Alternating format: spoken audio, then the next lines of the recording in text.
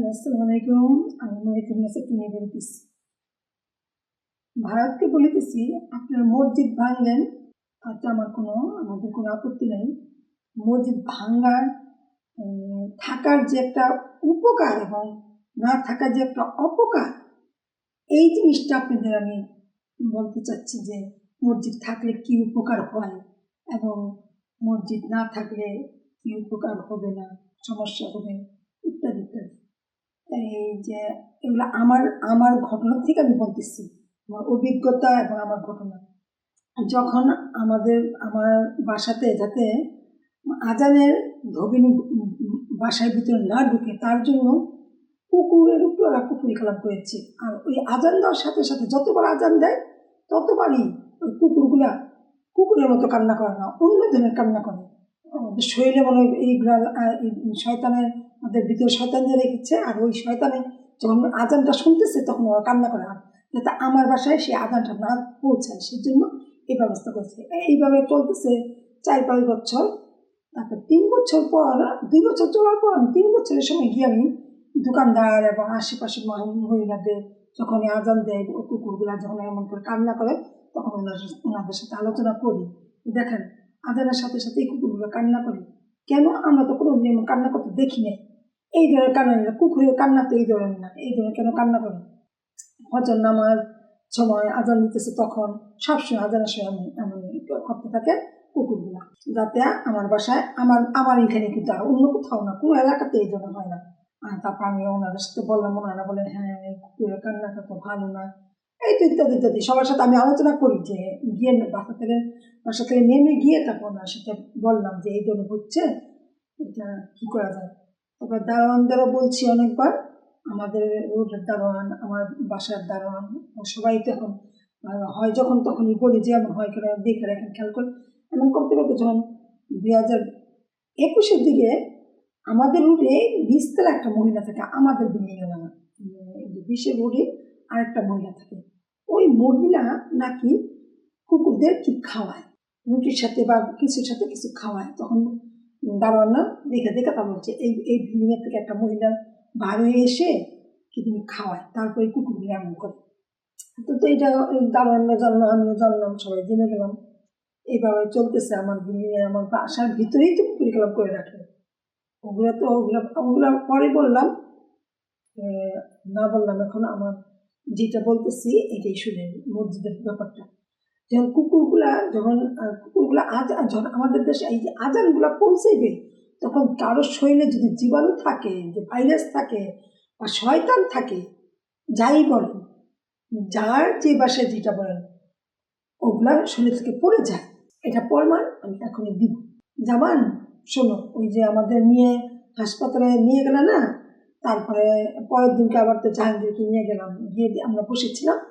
তখন জাহাঙ্গীরের যেখানে সাউন্ড বক্সের আজানের সাউন্ড বক্সের নিচেই বসেছিল, ওটা তো আমাদের নিচে বসে আছে, আমরা একটা সিটে বসে আছি।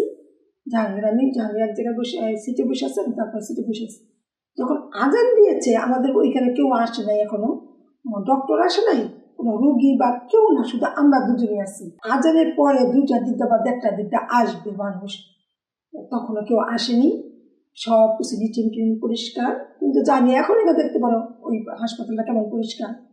2তলাতে গিয়ে, 3তলায় 4তলাতে গিয়ে দেখতে পারো তুমি এখনো। তারপর এখন যখন ওইখানে যখন এগুলো হচ্ছিল পরিষ্কার ছিল, তখন আমাদের ওইখানে যখন আজান দিল, দেখে কি 2টা, একটা সার পোকা আর একটা হলো মাছি ফুলের উপরে আছে।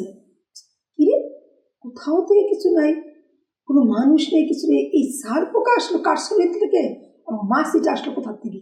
2টি একই সাথে পড়ছে, এরপরে নিচু হয়ে আছে। ওই যে আমার লোপার বছরে যে ভাইরাসগুলো তোমরা ঢুকাইছো, সেই ভাইরাসগুলো গিয়ে 2টা গিয়ে ওইখানে পড়ছে। আমি তো দেখা বলে, দেখছো কেমন ওর ভিতর থেকে এগুলো বাইরে আসছে, বুঝতে পারছো?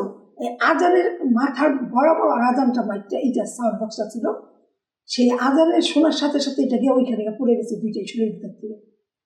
এই যে আমার অভিজ্ঞতা, এবং আরো অনেক অভিজ্ঞতা আছে, তা আমি ওগুলো আস্তে আস্তে সবই জানাবো। সেই ভারতে বলতেছি মসজিদ থাকা ভালো। এই যে মসজিদে আজান দিলে শরীরে যা আছে সব বাদ হয়ে যায়। আজান শুনলে শয়তান না শরীরে থাকলে শরীরে যদি যেখানে গিয়ে শুনবেন আপনি শরীরে যাচ্ছে এখান থেকে ভাগ হয়ে যাবে না, আপনার আশেপাশে আছে ভাইরাস, এগুলা নিস্তেজ হয়ে যাবে ইত্যাদি। আমি আমার নিজের অভিজ্ঞতা থেকে বললাম 2টা ঘটনা যে এমন। এখন আমি যে এই এলাকায় যে আমাদের গ্রামে আসছি, আমি কিন্তু এই কুকুরের আওয়াজ পাই না, এই ধরনের কান্না দেখি না। হ্যাঁ, আমাদের বাড়িতে আমি দেখতাম বিড়াল কান্না করতো, কুকুর না, আমাদের বাড়িতে আমি দেখতাম বিড়াল কান্না করতো। হ্যাঁ, এবং আমার বাড়ি তো ওই ঢাকাতে আমার বাসার সামনে বিড়াল এবং কুকুর 2টাই কান্না করতো। তারপরে আমি এগুলো কেন কান্না করে, কি করা যায়, তারপর আমি হাদিস নিয়ে বসলাম। হাদিসে দেখলাম যে এই যে কুকুর যে কেউ পশু পাখি ওই পাখি ওরা যদি এই যে কিচিমিচি করে না, অনেক সময় দেখবে ওটা দিয়ে ঝগড়া হয়। একটা পাখি আছে আমাদের এখানে আসে, যদি ওই পাখিটা এমন একটা আওয়াজ করে, ওই আওয়াজটা করলে বাড়িতে মানুষের একজন ঝগড়া করে। তাই কুকুরে এমন করলে তখন আমি বই না পড়লাম যে এগুলা কি করা যায়, এগুলোর থেকে আমাকে তো বাঁচতে হবে। তারপর যে যখন কান্না করবে তখন আউযুবিল্লাহি মিনাশ শাইতানির রাজিম পড়তে হবে, আর বলতে হবে দূর শয়তান এগুলা। এই যে যখন এগুলা কান্না করে তখন আমি আজান দিচ্ছি ঠিকই, আমি কিন্তু আমাকে আজান না জব না দিয়ে আমাকে এই কুকুরকে এগুলা বলতে হয়।